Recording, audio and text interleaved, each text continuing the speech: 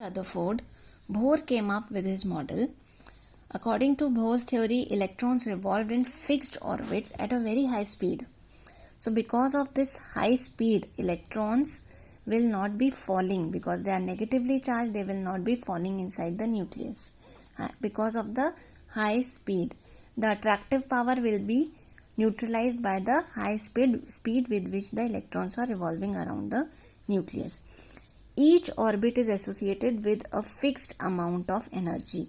So the electrons, they revolve around in different orbits, and in these orbits they are all associated with a fixed amount of energy. For example, in the center it is the nucleus, these are the orbits, all these have a fixed amount of energy.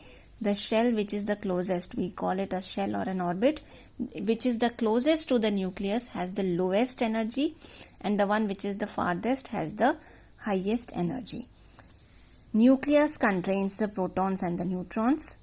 Here in the nucleus are placed our protons and neutrons. Together they are known as nucleons.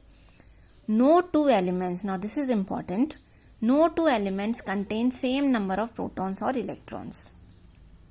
Okay, so if I talk about iron, if I talk about aluminium, both of them will have different number of protons.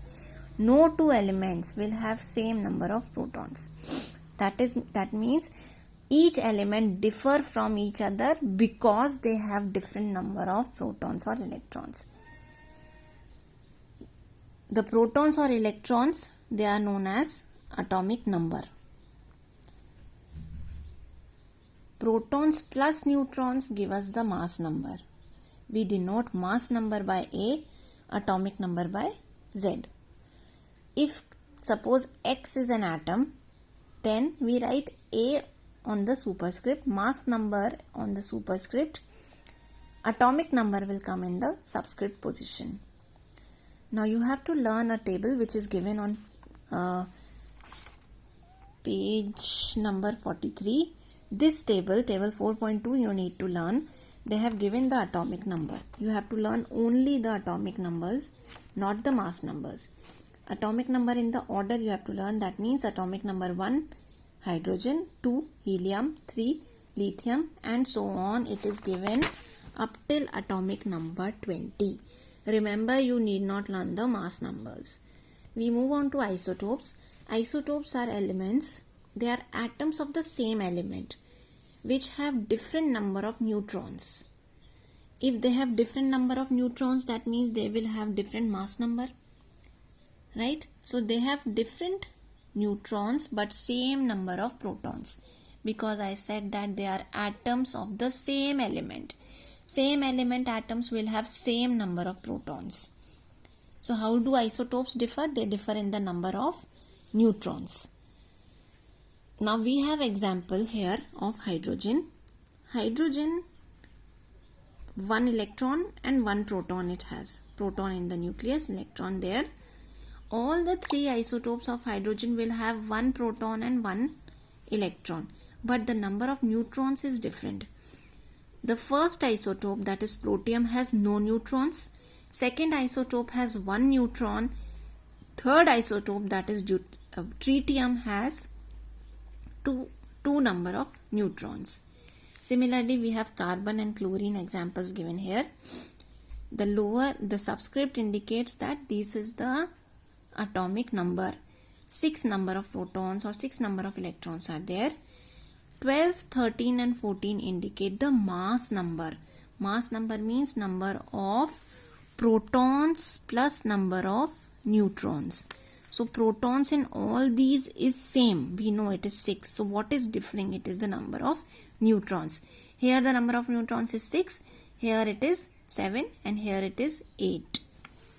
Here also the number of neutrons are different. Protons are the same. Properties of isotopes. They have same chemical properties. The chemical properties of an element depend upon the number of electrons. So since the electrons and protons are same, chemical properties will be same, physical properties will be different. Okay. Now how are the electrons arranged? Now see, this is the atom. Nucleus, first shell, second shell, third shell, fourth shell. First shell is named as K, second as L, third as M, and the last shell is N. So this is the name given K, L, M, N. First, second, third, fourth shell, and so on.